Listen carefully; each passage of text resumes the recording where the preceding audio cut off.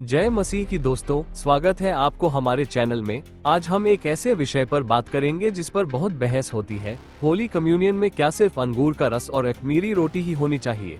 अगर कोई church bread या किसी दूसरे जूस का इस्तेमाल करे तो क्या वो गलत हो जाता है?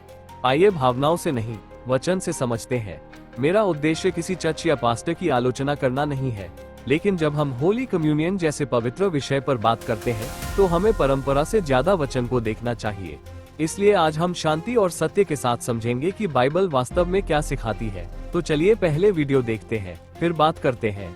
हमारे निजी जीवन के बारे में क्या आज्ञा दिया, उस पर स्थिर रहो। प्रभु ने कहा, जिस रात उसने पकड़वाया गया रोटी ली और उसने प्याला लेकर आशीष मांगा और कहा, ये मेरा देह है, ये रोटी तुम्हारे लिए तोड़ा गया है, ये दाख रस तुम्हारे लिए दिया गया है। उसके बाद बिहारी के बाद उसने चेलों का पैर धोया बर्तन में पानी लेकर। ये प्रभु ने हमें सिखाया हुआ टीचिंग है। लेकिन आज कौन सी चर्च में ये टीचिंग होता है? कौन सी चर्च में पांव धोने का विधि होता है? वो सब स्किप कर दिए लोगों ने। बोले वो यीशु ने किया, अभी करने की जरूरत नहीं है। यीशु ने बोला, मेरे आने तक ये किया करो। प्रभु का बादलों पर आने तक उसने दिया हुआ टीचिंग करना है हमें। ये रोटी प्रभु ने खिलाने के लिए कहा, बेखमीर का रोटी। आज दुकान में वेपर लेके आके लोग खिलाते हैं। कोई कोई तो ब्रेड भी तोड़ के प्रभु भोज दे देते हैं। ये वो खमीर और वो दाखरस है जो प्योरली लोग क्या करते, थम्सअप लेके आके भी लोगों को पिला देते कम्युनियन करके। रोटी का कोई मीनिंग ही नहीं रहा। हमारे उल्लासनगर में तंदूरी रोटी मंगाते मैदे का, और दाखरस के लिए जूस मंगाते, मैंगोला जूस, ऐसे प्रभु भोज देते। पर बाइबल हमें क्या टीच करता है? अंगूर कुचला गया, उसमें से रस निकला। यीशु कुचला गया, उसमें से पवित्र आत्मा निकला। और यहां से रस निकलता है, कुचला हुआ दाख रस। प्रभु ने दाख रस पिलाया। प्रभु ने वो बेखमीर रोटी पिलाया जिसमें ना तेल है ना नमक है, ऐसा बनाने के लिए रोटी कहा। फिर प्रभु ने बोला, पैर भी धोना। जहां जहां कम्युनियन होता है, गौर करके देखिए, उधर पैर नहीं धोते लोग। खाली फादर के पास जाके खड़ा रहना है, जबान खोलना है, एक वेपर रख देगा अंदर और वो प्याला थोड़ा सा पिला देगा और जाओ। जैसे चर्च उठा, बाहर सिगरेट लेके, अभी कम्युनियन लेके आया अंदर, लेकिन उसको मालूम ही नहीं कम्युनियन में और दुनिया में क्या फर्क है। जब प्रभु का पाक रोटी अंदर जाता है, कोई अशुद्ध चीज अंदर नहीं जाना चाहिए। तुम परमेश्वर के मंदिर हो, तुम्हारे अंदर परमेश्वर का आत्मा वास करती है। क्या यीशु आपके अंदर बैठा और आप उसको तंबाकू, उसको सिगरेट खिला सकते हो? नहीं। लेकिन लोगों को मालूम ही नहीं है। लोग सोचते खाली कम्युनियन लेना एक रीत है। तो पौल कहता है, stand firm on the doctrine. जो आपने हमसे सीखा उसमें आप मजबूत रहो। हालेलुया। पास्टर जी, प्रभु भोज का मुख्य केंद्र क्या है? तत्व, आइटम्स या प्रभु यीशु मसीह का बलिदान? जीसस क्राइस्ट ने कहा, मेरी स्मृति में ये किया करो। मुख्य बात स्मरण, विश्वास और सहभागिता है। एक, क्या बाइबल में लिखा है कि केवल अंगूर का रस ही होना चाहिए?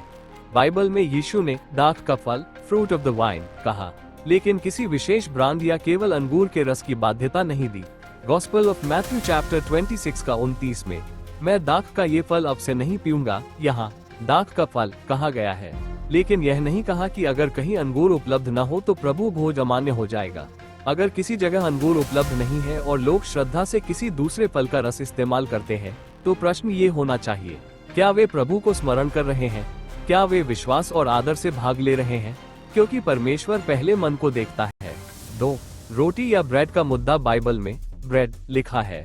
हाँ, कई लोग अखमीरी रोटी इस्तेमाल करते हैं क्योंकि अंतिम भोज पासोवर के समय हुआ था। लेकिन फर्स्ट एपिस्टल टू द कोरिन्थियंस 11 अध्याय में पॉल द अपोस्टल ने प्रभु भोज की शिक्षा दी। वहाँ उन्होंने रोटी के प्रकार पर जोर नहीं दिया।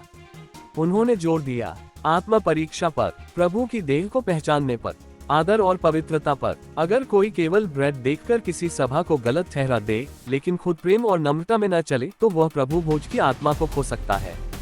3, पैर धोना जरूरी है क्या? गॉस्पेल ऑफ जॉन चैप्टर 13 अध्याय में यीशु ने चेलों के पैर धोए, लेकिन वहाँ मुख्य शिक्षा क्या थी? यीशु ने कहा, मैंने तुम्हें नमूना दिया है कि जैसे मैंने किया तुम भी वैसा करो। इसका मुख्य अर्थ नम्रता, सेवा और एक दूसरे को छोटा समझकर सेवा करना है। अगर कोई चर्च हर सप्ताह पैर धोता है, बहुत अच्छी बात है। लेकिन अगर कोई चर्च पैर न धोकर भी गरीबों की सेवा करता है, लोगों से प्रेम करता है, नम्रता में चलता है, तो क्या वही यीशु की शिक्षा नहीं मान रहा? बाहरी रीति से ज्यादा जरूरी अंदर का स्वभाव है। 4. वचन क्या सिखाता है? Epistle to the Romans chapter 14 का 17, परमेश्वर का राज्य खाना पीना नहीं, परंतु धार्मिकता, मेल और पवित्र आत्मा में आनंद है। और फर्स्ट बुक ऑफ सैमुएल 16 का 7, और मनुष्य बाहरी रूप को देखता है, परंतु यहोवा मन को देखता है। 5. निष्कर्ष इसलिए किसी चर्च को केवल इस आधार पर गलत कहना कि उन्होंने मैंगो जूस दिया, ब्रेड दिया या पैर नहीं धोए, ये पूरी बाइबलीय तस्वीर नहीं है। असल प्रश्न ये है, क्या वहाँ यीशु मसीह का सुसमाचार है? क्या लोग पवित्रता में चल रहे हैं? क्या प्रभु को आदर दिया जा रहा है? क्या प्रेम और सत्य है? अगर ये बातें हैं, तो हमें केवल बाहरी विधियों पर लड़ाई नहीं करनी चाहिए, क्योंकि जीसस क्राइस्ट ने कहा, इससे सब जानेंगे कि तुम मेरे चेले हो, यदि तुम एक दूसरे से प्रेम रखोगे। गॉस्पेल ऑफ जॉन चैप्टर 13 का 35। अंत में मैं बस इतना कहना चाहता हूँ, किसी चर्च को केवल इस वजह से गलत ठहराना कि वहाँ ब्रेड इस्तेमाल हुई या किसी दूसरे जूस का उपयोग हुआ, ये पूरी बाइबल की शिक्षा नहीं है। याद रखिए, प्रभु भोज का केंद्र जूस नहीं, यीशु है। रोटी का प्रकार नहीं, बलिदान का स्मरण है। और सबसे बड़ी बात, धार्मिक दिखावा नहीं, बल्कि सच्चा हृदय। परमेश्वर आपका मन देखता है। अब मैं अपने शब्दों को विराम देता हूँ। मिलते हैं नेक्स्ट वीडियो के साथ, तब तक के लिए जय मसीह।